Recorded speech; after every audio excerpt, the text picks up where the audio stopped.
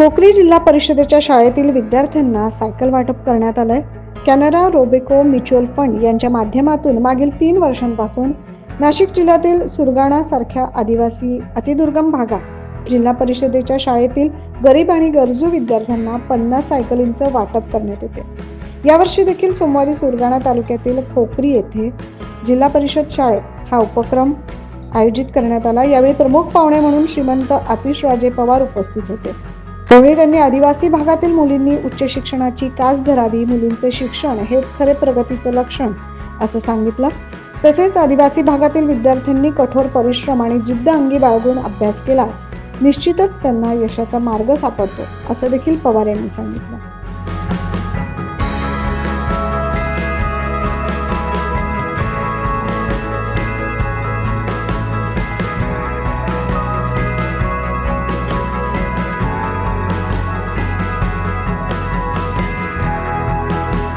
यावेळी आपल्या शाळेत जाण्यासाठी नवीन सायकल उपलब्ध झाली असल्याचा आनंद विद्यार्थ्यांच्या चेहऱ्यावर दिसत होता। माझे नाव रोशनी उत्तम धूम, मी इयत्ता 7वी शिकत आहे। माझे नाव जिल्हा परिषद प्राथमिक शाळा खोकरी। सायकल दिल्याबद्दल मला खूप आनंद होतोय। मी रोज आता शाळेत दररोज येईन। शाळेत मी 5 ते 7 किलोमीटर येत होती, पण आता सायकल दिली म्हणून मला खूप आनंद होतोय। त्या सायकलचा रोज वापर करेन।